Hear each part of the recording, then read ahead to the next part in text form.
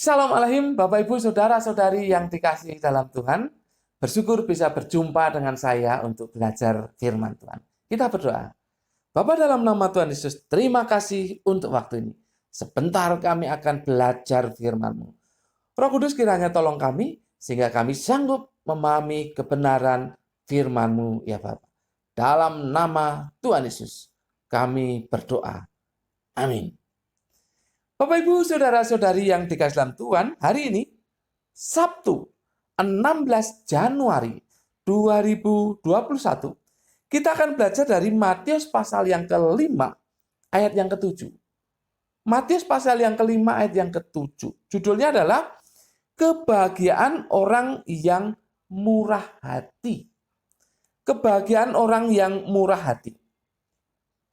Bapak Ibu Saudara-saudari yang dikasihi dalam Tuhan, kalau kita ditanya mengapa bekerja, mengapa membuka usaha, itu ujung-ujungnya adalah untuk kebahagiaan. Urutannya seperti ini. Mengapa kita bekerja? Mengapa kita berusaha? Karena kita ingin mendapat uang. Mengapa kita ingin mendapat uang? Karena kita ingin supaya kebutuhan kita tercukupi. Bahkan kita bisa membeli keinginan-keinginan kita. Mengapa kita ingin supaya kebutuhan tercukupi dan keinginan-keinginan itu bisa dipenuhi? Karena ingin bahagia. Ujung-ujungnya adalah bahagia. Dengan kata lain, kebahagiaan itu identik dengan menerima sesuatu. Menerima sesuatu. Namun, kali ini kita akan melihat hal yang lain. Bahkan kontras. Yakni bahagia karena mengeluarkan sesuatu.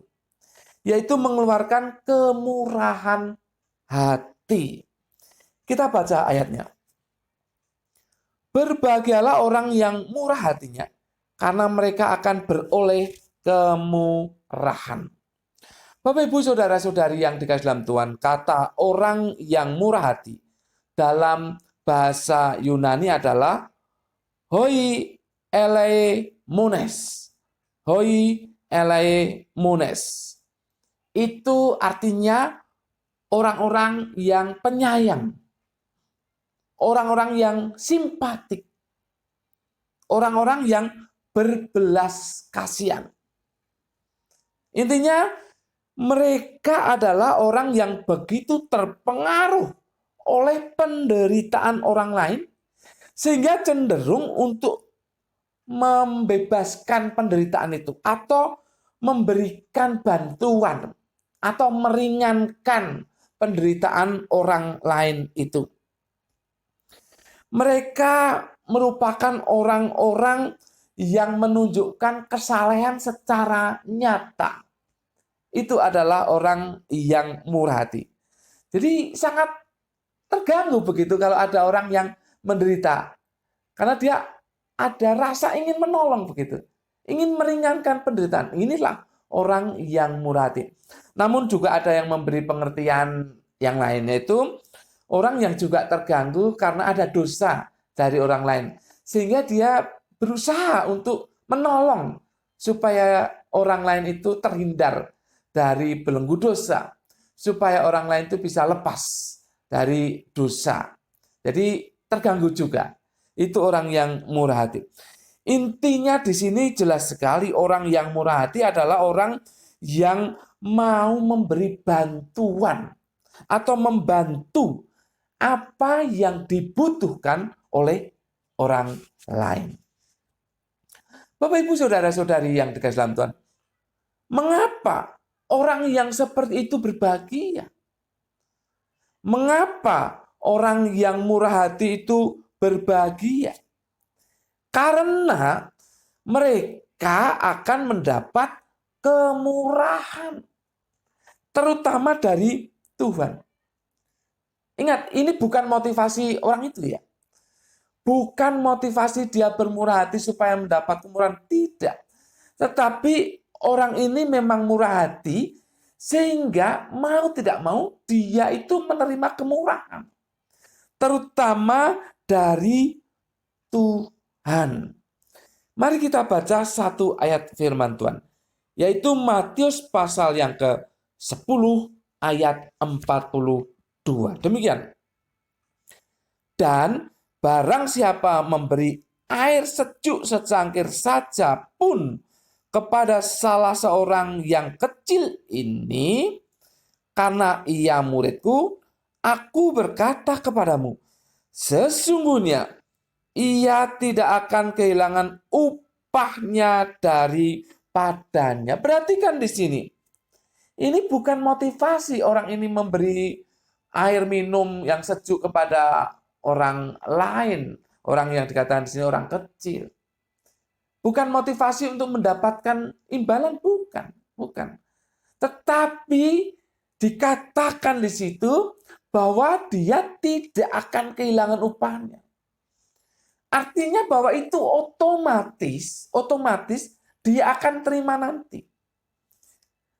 Dengan demikian, orang yang murah hati itu otomatis dia akan mendapatkan kemurahan. Entah kapan itu. Tetapi kalau Alkitab berkata seperti itu benar dan pasti terjadi. Jadi orang yang murah hati akan diberi kemurahan, terutama oleh Tuhan. Bapak, Ibu, saudara-saudari yang dikasihi dalam Tuhan, bukankah kita memang harus bermurah hati? Mengapa? Karena Tuhan sudah terlebih dahulu bermurah hati kepada kita. Jadi seharusnya murah hati ini harus menjadi dorongan hati kita untuk melakukannya. Jadi tidak dipaksa-paksa. Intinya bahwa kita memang seharusnya bermurah hati. Karena Tuhan lebih dulu bermurah hati kepada kita. Sebisa mungkin kita memberi bantuan kepada orang lain. Sebisa kita.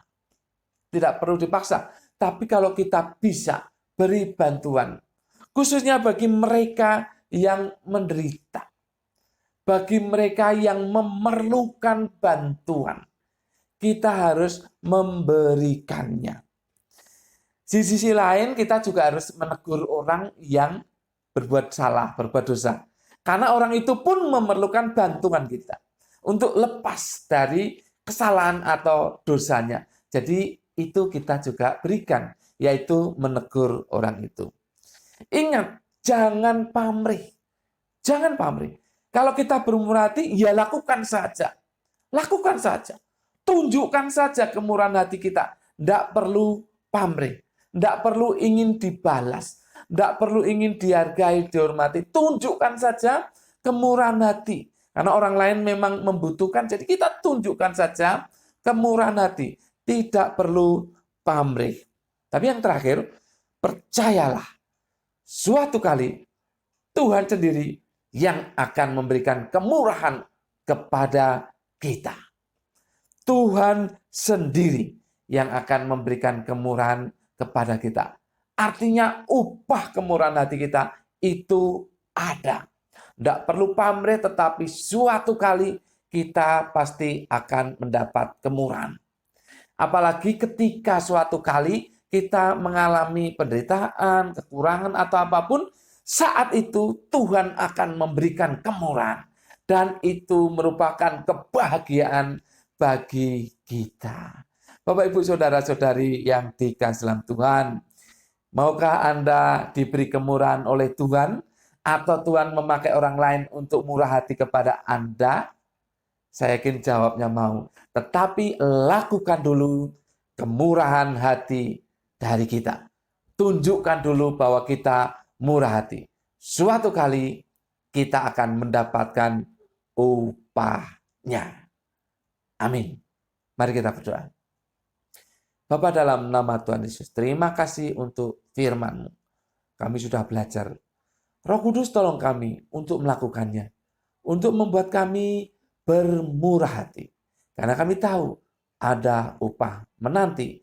Nanti suatu saat Engkau Tuhan akan memberikan kemurahan kepada kami.